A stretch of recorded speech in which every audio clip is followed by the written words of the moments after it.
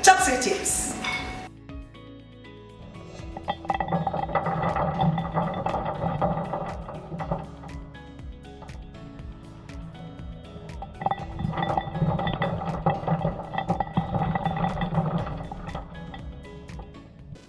Mahilig ba kayo sa chips? Minsan, na dinidiscourage nila tayo, di ba, na kumain ng chips kasi mataas sa sodium, walang ibang laman yan kung hindi calories lang. Pero ngayon, we have the chop suey chips na made from 100% Highland vegetables. Yes, it is still fried. Meron tayong technology ngayon na kahit prito yan, hindi masyadong mamantika.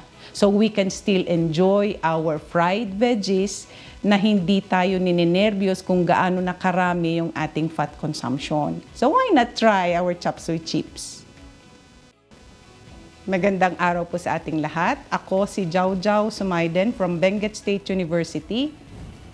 Ang title ng project natin is the Technology Transfer of Vacuum Fried Chop Suey Chips to Processors in Benguet and Mountain Province towards Enterprise Development.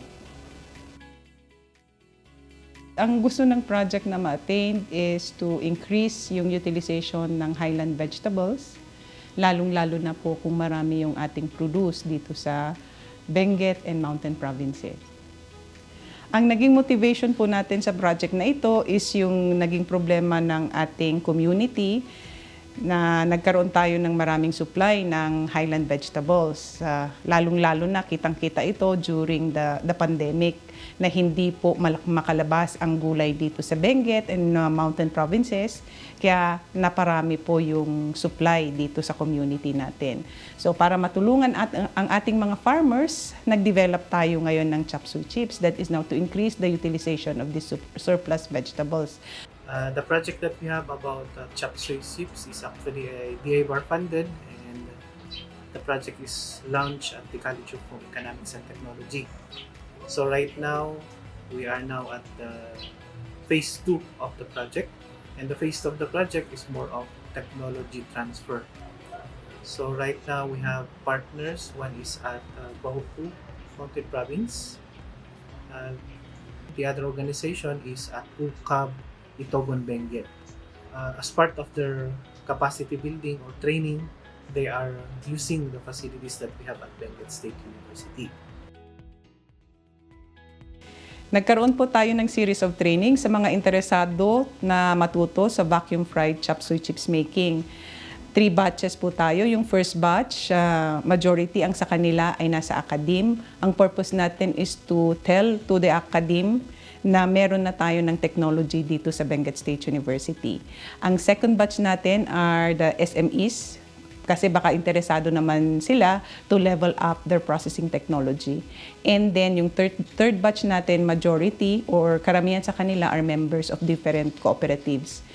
Yung members ng mga cooperatives na yan, 2 po ang lumapit sa atin after the training na sinabi nilang interesado at willing silang i-commercialize yung ating chop suey chips. So these are the United Mothers Livelihood Association of UCAB ng Itogon, Benguet, and we also have the La Trinidad Organic Practitioners. Ang na-address pa lang natin to date is yung ating umlaw or yung mga mothers from UCAB.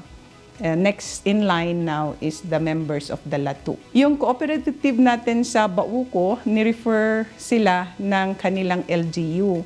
Ang talagang lumapit sa project natin is the DTI and LGU ng Bauco.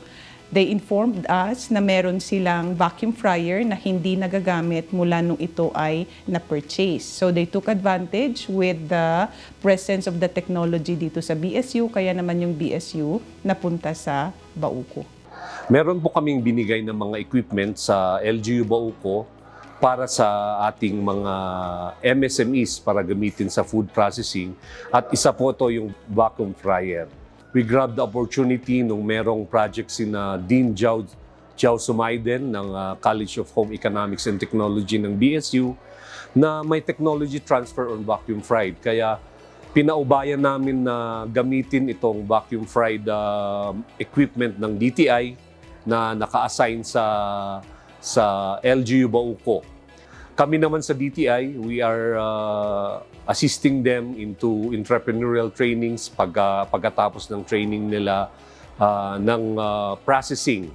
Pero yung project na to ng collaboration with LGU Bauco, DACAR, Benguet State University, and DTI ay isang magandang kolaborasyon ng maraming ahensya na pinondohan ng DA-BAR para magamit talaga yung equipment.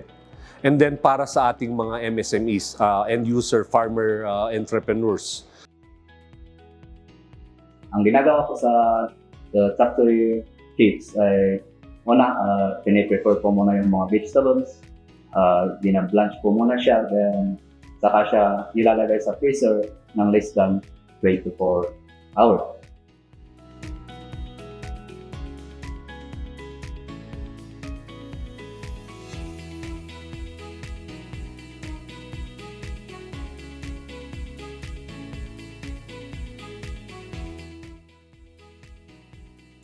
Then, after po ng freezing, saka natin siya isasubject sa ating fryer.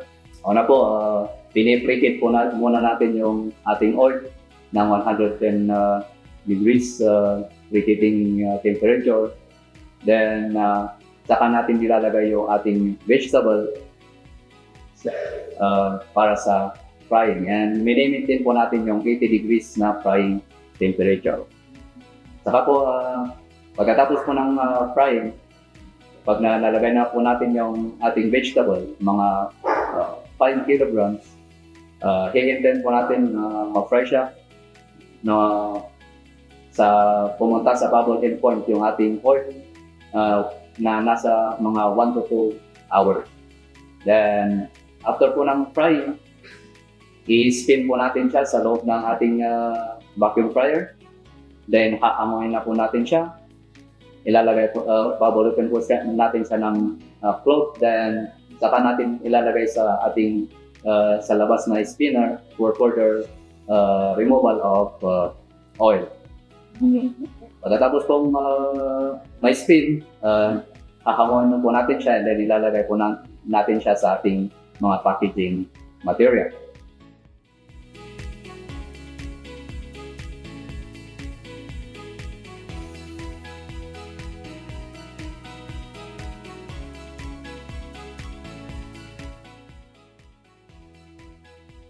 The production of chop suey chips will hopefully ma-increase natin yung quality ng produce ng ating mga farmers para tuloy-tuloy yung utilization ng kanilang mga produce.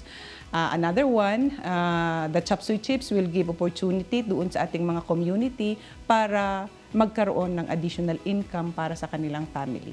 Sa marketing naman ng ating chop suey chips, nandun pa rin kami doon sa market survey, pero nagkakaroon na po tayo ng pakonti-konting orders ng ating chop suey chips. Pero ang sinasabi natin is yung packaging na is hindi pa yun ang kanyang final na packaging kasi nasa refinement stage pa po tayo. The chop suey chips project is being implemented by Benguet State University in collaboration with DARFO-CAR. Our project at Bauco Mountain Province is in collaboration with BOPCC, LGU Bauco, DTI, and DOST. Thank you very much sa DA-BAR for the funding. Maraming salamat po.